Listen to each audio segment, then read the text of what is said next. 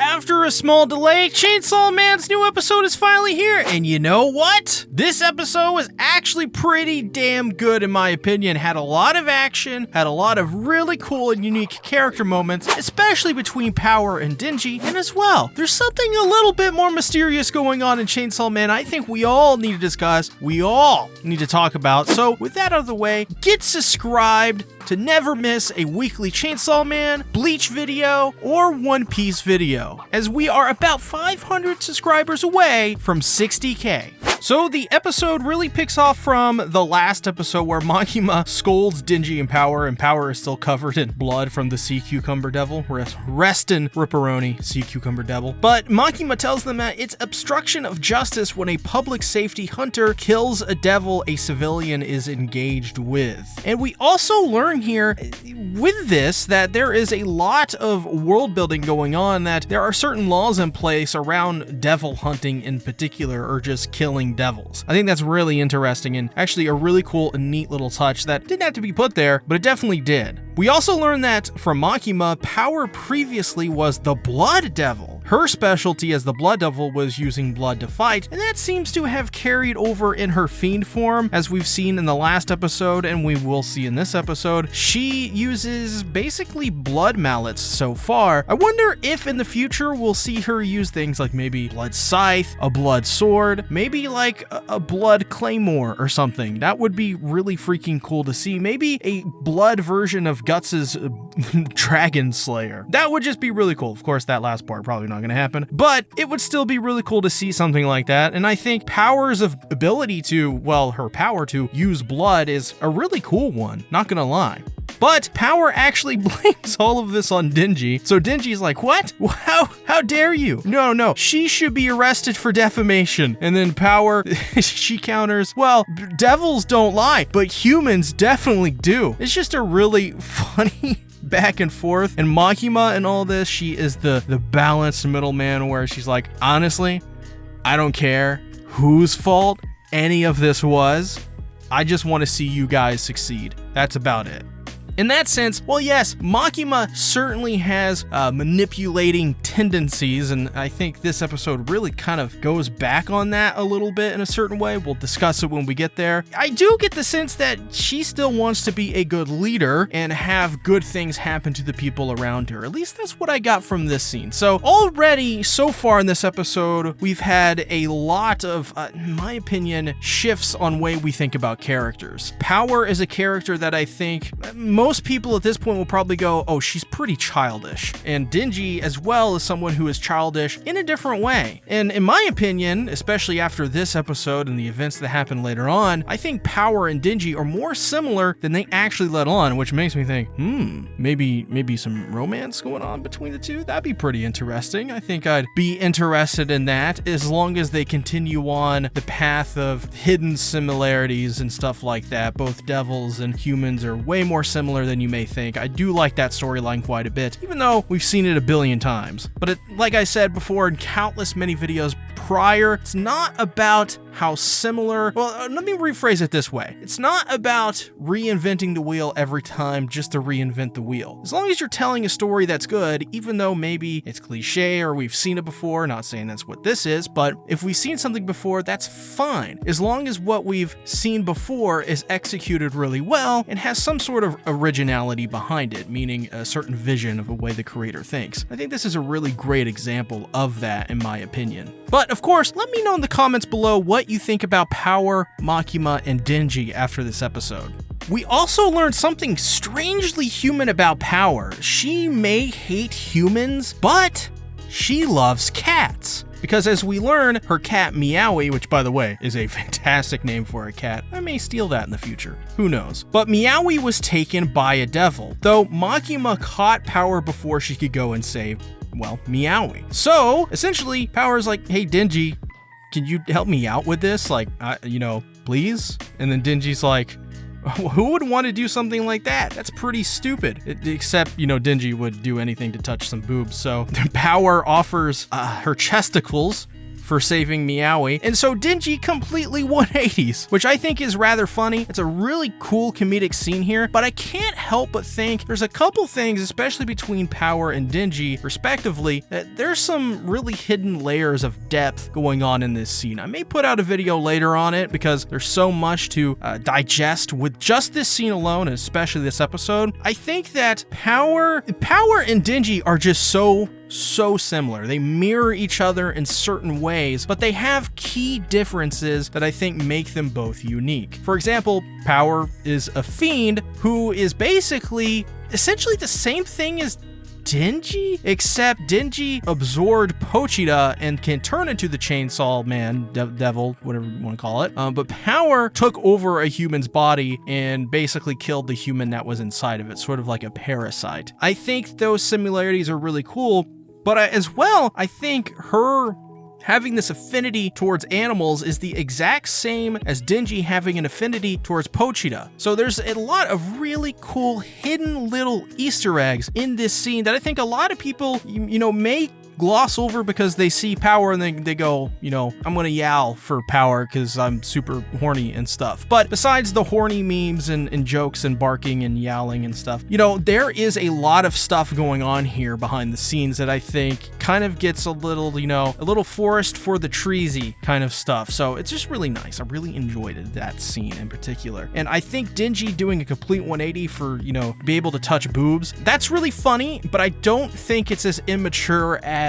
we or the series may let it on to be. I think there is a certain kind of charm to that moment and a certain sort of hidden something in there for Denji's character that I think we're going to have to see develop a little bit further to understand, because right now it really does seem like he's just enjoying life. But I think one of the things he's kind of experiencing in this episode is enjoying the company of other people and trying to get friends and stuff like that. And I think that's coming through a little bit in his sexuality as well, which is, I think, really neat. In many ways, this is sort of like a baby's first step human kind of series where we get to see a kid like Denji get freedom, obtain freedom, and then live out his life. That's really interesting and fascinating stuff. I think a lot of people, I'll say it's underrated. We'll say that.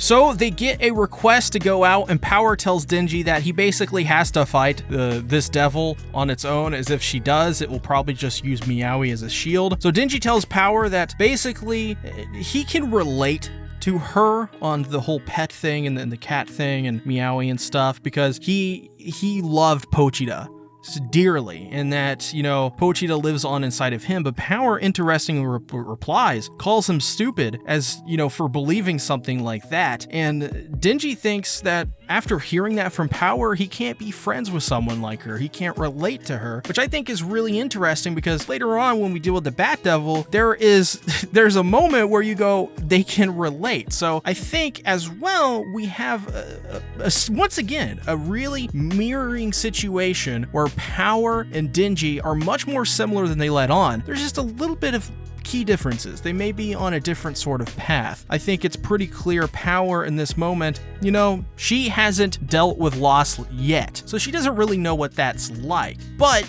Denji has, and Denji is like, you know, once you experience something like that, you know, you kind of feel it kind of forever, that connection you had with that person or animal even, it never goes away. So I think there's a lot of mirroring there. It's just really unique stuff in my opinion, and I think it's really cool how they subtly, once again, tie these two characters together more than you'd think on the outside. It just takes a little bit of, you know, paying attention to really what's going on, which I think is really cool. They subtly sheath and you know, disguise it a little bit of how similar they are. I really think that stuff is really kind of actually masterclass writing. And if I would say, you know, I do think this episode is pretty much perfect in that regard. I think this is a masterclass-ish sort of episode. So Makima has a meeting with, I guess, the Japanese government. They talk about the Soviet war hawks getting mad over the American matter. Not sure really what that's going on about. I assume we'll learn later on in the series, if not very soon. Makima then gives an update on her dogs. And then at the very end of the scene, she's told not to get attached, that her job is just to train these dogs. And I think they're using these keywords because it's just code. They don't want to say, oh, you're training humans and fiends and devils. They want to use something to kind of sort of separate themselves, dehumanize the matter, and make sure, you know, there is a certain wall between, there's a separation. And that is exemplified as well at the very end when the Japanese, whoever this is, tells them that, you know, Makima, you should not get too attached to these things. So that's also another thing where I think Makima isn't as bad as she lets on. I think there is a certain gray area towards Makima that is, you know, kind of, once again, it's like Power and Denji. It's just, you don't really see it for what it is until you actually start thinking about it and analyzing and jumping deeper into it. This is really exemplified in, after this scene, Aki asks Makima, why does she believe in Denji? Makima says that every devil has a name. The more a devil is feared, the more powerful they are. Of course, this is one of the mechanics of Chainsaw Man, where the more, well, as she says, let's just put it as plain as day. If a devil is more feared, they become more powerful. And then she brings up, the coffee devil would kind of be a joke. It would be very weak, but the car devil would be something you would have immediately visions of, you know, a car rampaging and committing terror, pretty much. But Makima, she finds Denji turning into Chainsaw Man, or really the Chainsaw Devil, quite interesting. And I think I agree with Makima on that. That really kind of puts a wrench in things where you go, well, maybe they don't have to be kind of ruled by terror or fear of their name or something like that. And Aki counters, he doesn't believe in Denji because he doesn't have convictions, goals, and he thinks he can befriend devils, something that Aki obviously staunchly is against because, as we learned from the last episode, Aki had some sort of thing happen to him where he pretty much, he's traumatized and he can't see it from another way. I don't know what exactly happened to him. We, of course, know his family was killed in front of him by devil or devils. But I think a part of Aki's character is that he's traumatized, he has this certain kind of experience, and thus he doesn't understand Denji. Whereas Makima kind of really sees the potential in Denji to do something special, and because he is special. And that's the thing, and that's why I think there's a sort of subversion, or maybe it's a justification of the trope of the special character, the Neo character, the Keanu, the one, that sort of thing. This is really a justification and maybe a sort of, I don't want to say a breakdown, but sort of deconstruction-ish kind of thing going on with Denji, where Denji is justified in the sense that he is a very special person and maybe he can be the one to bridge the gap between devils, fiends, and humans. That's a possibility that I can see this series going in, but we'll have to see, of course. So they arrive at the house where Meowy is kept, and Power, there's this really cool interaction where Power and Denji interact, and Denji's like, I can turn into chainsaws, and Power's like, the folly of humans as they lie. They can never tell the truth. And so basically Power leads him to the house and then uses her blood mallet, that's like a really small blood mallet hammer thing, and then knocks Denji out and tricks him, betrays him. Once again, another devil, in this form a fiend, mind you, has tricked Denji, taken advantage of him. So Power basically had a deal with the Bat Devil to bring him a human of some kind to heal his injuries because he was in a fight previously. So he drinks Denji's blood and he hates the taste of it. I imagine it's because he's part devil, so to speak. And Power calls basically Denji foolish for trusting her, which I think is rather interesting because of what happens next.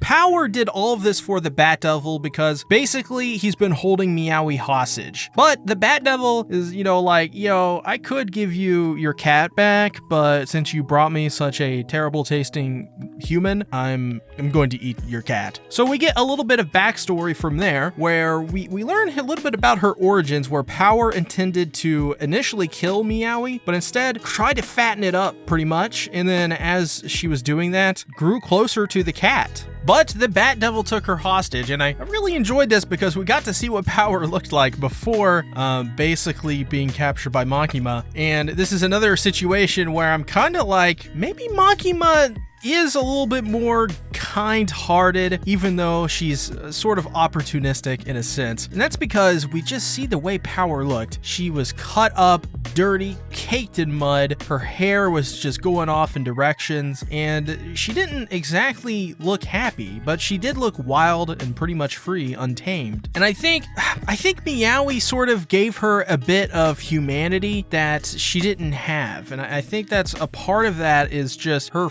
friendship with this cat, what this cat meant to her. And when it got taken away, you know, she didn't quite understand what was going on because she didn't lose the cat. It just held it hostage, basically. So she knew she could get it back. So she was just like, oh, I'll just go get a human. Nobody cares about humans. I hate humans. So when you know, she goes basically to betray Denji, and then the Bat Devil eats the cat anyways, Power's like, I finally understand where you're coming from, Denji. And then she also gets swallowed by the Bat Devil. I think it's really heartbreaking to see that in a sense, because it feels almost like, yeah, I mean, Power was kind of a dick about it, but there's a certain sort of innocence to Power, I think, as well with Denji. And I think after this moment right here, now Power can relate, and I feel like Power has a little bit of more humanity after this. She's a little bit less of a fiend and more of a human, even though she's annoying as hell